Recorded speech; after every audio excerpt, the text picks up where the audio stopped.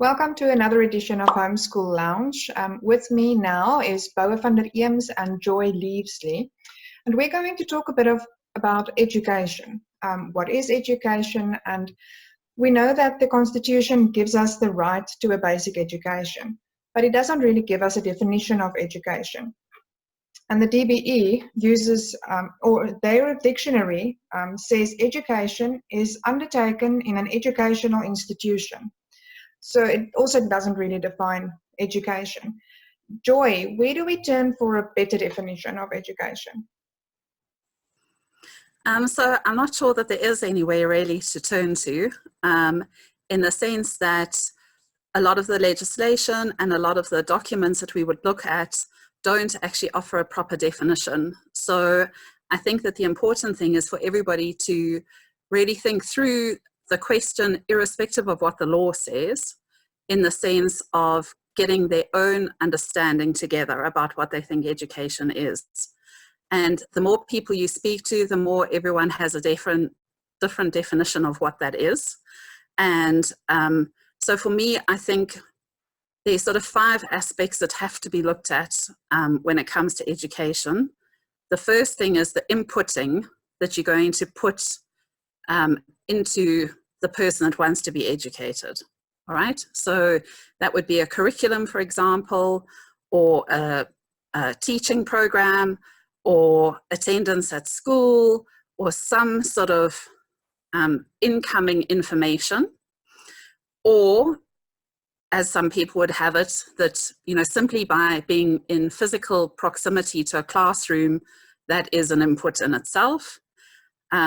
Teaching, tutors, YouTube, anything like that. So that's just the raw information or the raw data that's available. So you could use that simply as your definition for education, which I think if you look at the South African Schools Act, they seem to be going with that as the way of defining education. But to me, that is not education, because I can read 1,000 books or have access to 1,000 books, never read one, never learn a thing.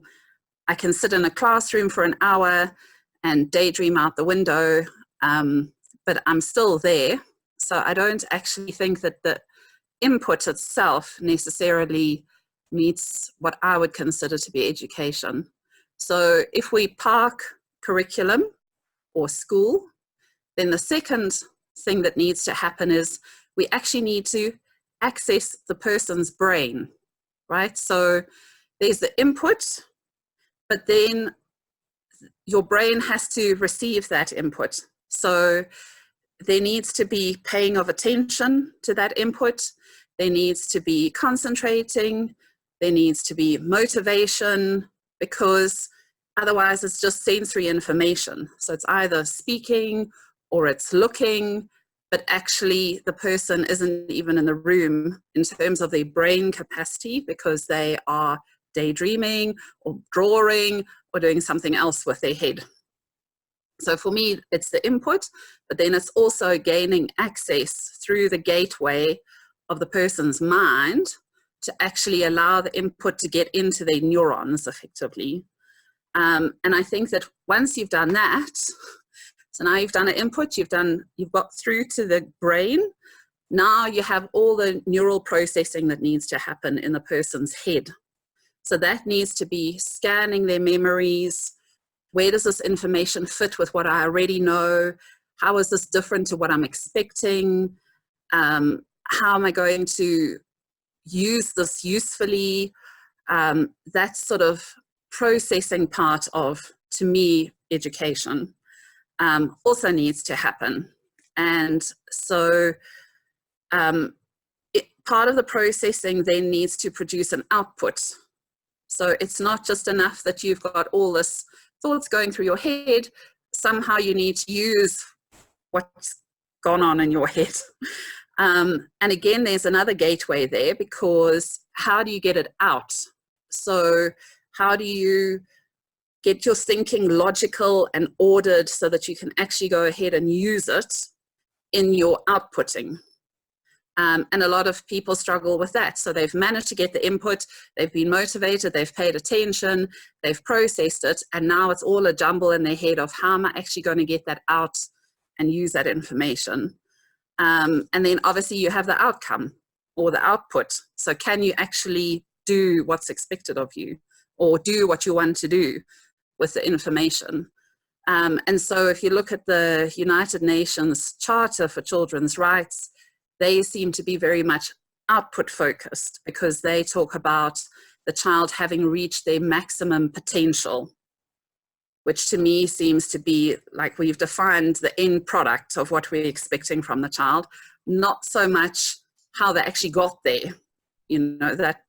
So they talk about school in the UNCRC, but they also talk about outcome. And so you can see that when it comes to quickly, let's define what education is. I'm kind of stuck with, okay, so is it the curriculum? Is it the child learning to learn? Is it the fact that they can actually solve the problem? Which part is education? And can I do one thing without another thing? So if you think of children, for example, that learn their times table. So you input to the child, 1 times 5 is 5, 2 times 5 is 10, 3 times 5 is 15, and they can output it to you, right? So they can just recite that back to you almost without thinking. You say, okay, so use that information to simplify fractions. They sort of, okay, I don't know how to use it. Yeah, I'm a one-hit wonder in the sense of being able to use that information. So you can see not a straight answer. And I think that that's why the law in South Africa avoids really a very neat definition, because how do you define that? So yeah. I'd love to hear from everyone else. I'd like to welcome Christopher Corderoy. Maybe you can quickly tell us, what is the purpose of education? It's a difficult one to answer. But I think and this may be a fairly shocking answer to many people, from my perspective, the purpose of education is happiness. So the end of education is ultimately the happiness of the human being. And I think we tend to see the purpose of education as being something like getting a job, which obviously if you don't have a job, that can negatively impact your happiness depending on your circumstances. But we certainly have a very narrow vocational focus on the purpose of education, and that's what we see a lot in all of the debates in general about education. But for me, very firmly, education is about people being happy at the end of the day. Bouwe, can you maybe tell us what role does government play in education? Well, until fairly recently, government had no role to play in education. So education, and this is actually acknowledged in the policy on home education, that home education is the oldest form of education, and that's been the dominant form of education until about 100 to 150 years ago. The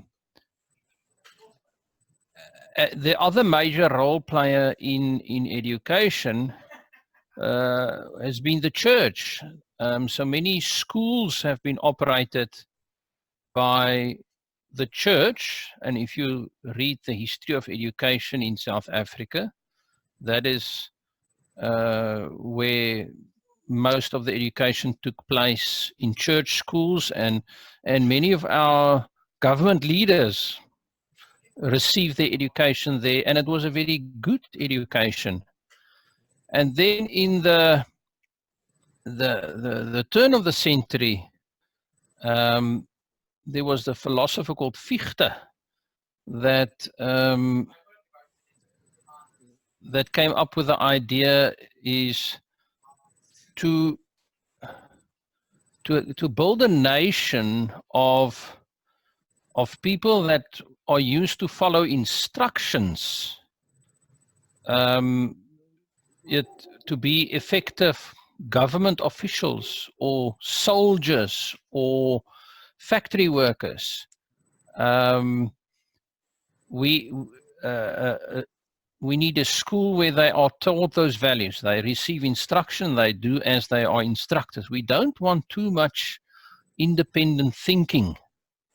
So the idea of using education as a means of forming the nation, of forming the ideal citizen that the state would like, is something like 100 years ago, and it's become the dominant form of education. But there is no that, and that is just historically what happened. But there is no rational reason why the state should be involved in education. Christopher, you are part of a group, Learn Free, and you are a big proponent of liberty in learning. Will you please tell us a bit more? Sure, let me, maybe I can challenge Bouwe on a few points there first. So I think one of the key issues, I'll come to Learn Free in a second. I think one of the key issues actually about the modern mass education system was based on military training. So in the late one of the changes that happened in the 19th century, beginning with the Napoleonic Wars, was the idea of raising mass armies. So before that, armies had been largely small and professional, and then large citizen armies were raised during the French Revolution. And in the late 1800s, one of the practical problems in military training was there was a huge, even in a country like France, there would be a big diversity of language. So one of the needs of primary education was to make sure that when soldiers came into the army, they all spoke the same language. Italy, which used to be separated among, and which is still today got very distinct and dramatic language group distinctions, they, for example, also had that separation. So I think there was a big role in military training. I think the issue of the concept of the state being involved in education, or the interest of the state in education, goes back before that. And the interest of the state in having people become good citizens is a different issue, which we maybe won't debate. But there's certainly, in a sense, a long tradition of the state having a role, not necessarily the primary role, but the state having a role or an interest in seeing that we create good citizens, or that the people who come into society, children who into society, are good citizens in that society. Learn Free is essentially about is an association of professionals, academics, and business people who volunteer their skills to enhance freedom in education. And you can make some distinctions there, but some people speak there's freedom of education, which allows people to follow different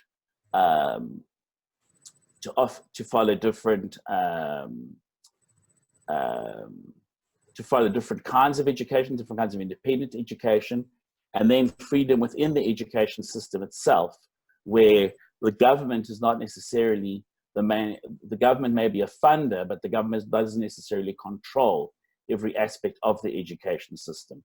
So you could have voucher systems or charter schools that can be freedom in education. And a lot of European countries, Belgium, the Netherlands, etc., have a strong freedom in education model. And then ultimately also there's also the issue of the costs of education. And certainly always one of the goals is that lack of income shouldn't be a bar to people's education. Yes, So absolutely. those are sort of the three areas. Joy, home educators are often told that they should send their kids to school so that they can be prepared for the real world. What is your opinion?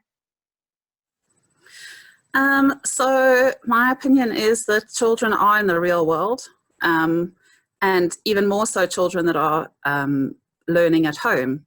So I think that depending on the style of how you go about your educational journey as a family, you can really be more in the community than most adults who are stuck at work and are office bound and so on, or school children who are school bound. And so I think that it's very easy as a homeschool family to be far more connected to your community than anybody else.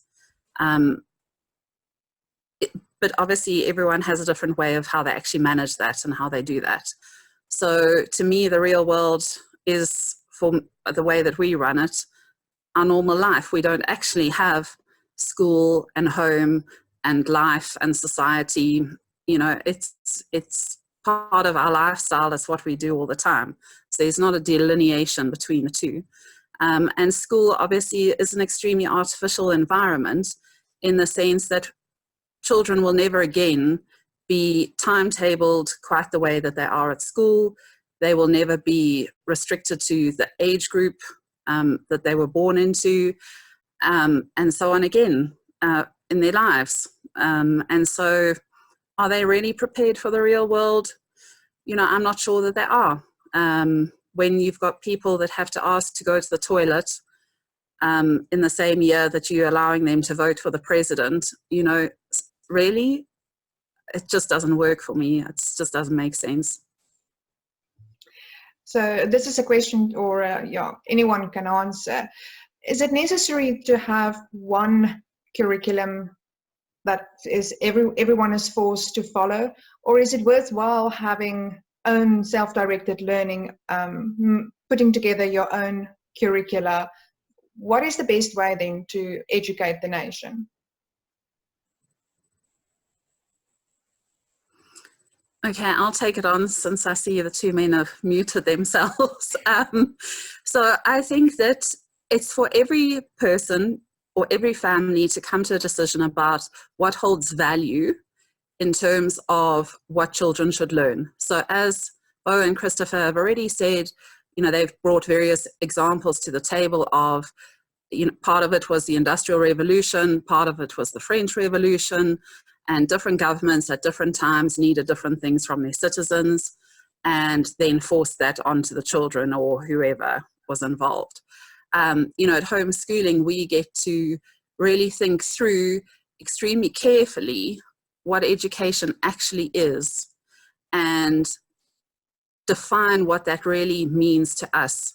So for me, and I obviously have a different view to Christopher, the inputting is not so critical as the processing part of education. So I want, by the time that we're done, that my children are able to learn for themselves. So they've learned how to learn. They've learned how to critically analyze information. They've learned to be able to use that in a huge variety of different situations. So skills that they've learned in economics, they can learn and apply in physics, which they can then learn and apply in how they deal with relationships with other people or what have you. So for me, a curriculum in a homeschool situation really is not actually the first question. It should be, what are we aiming for as our outcome, and how do we work back from that to what suits for us in terms of what to provide for a nation and what an entire nation's children need to learn and how you justify what you teach them.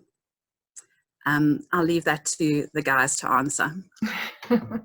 I usually answer that with a counter question is, what is the best car for everybody to buy? Let's say the government decides it's best that we only have one car and everybody must drive the same car. How on earth are you going to calculate what the best car for everybody is? Don't you know that the best car for everyone's a Trabant? The East Germans sorted this out a long time ago. I don't know why you have a problem with that issue. So I think to answer Nell's question, I think the same curriculum for the whole country is pretty much like the government going into a casino, taking all the money that the country's got for education, going to the roulette table, choosing one number, and putting all that money down on that one number, and hoping that when the ball spins around, that's the number that's going to come up. And I think that's the grave danger of a broad national government prescribed curriculum, is because you're basically betting the whole. You're basically betting. It's worse than, I suppose, everything you want to spend education. You're betting every child's future that you've chosen the right number. So the more diversity of curriculum that you have, the more bets you have on the table. And so I think that's the biggest danger of a prescribed national curriculum. And what we know about many countries that are very successful in education is that curriculum setting is often that curriculum setting takes place at progressively lower levels. So even if you aren't in a homeschooling situation where you're kind of looking at a curriculum for your children, often there's a local level at which the curriculum is chosen. And the government obviously can give some broad guidelines, but it's not literally tying everyone into this rigid system and then taking it into the casino of the future. And as we know, the future is so difficult to predict. It's an extremely, extremely dangerous strategy. And that's actually one of the fundamental problems about education in general. You're making a purchase that you don't know how it's going to turn out. You have no, and you can't take the vehicle, you can't take your Trabant back for a trade-in or for a refund after 13 years of using it. Yes, education is definitely a big responsibility. I thank you all for taking part in this conversation. And hopefully we'll be able to have another conversation soon.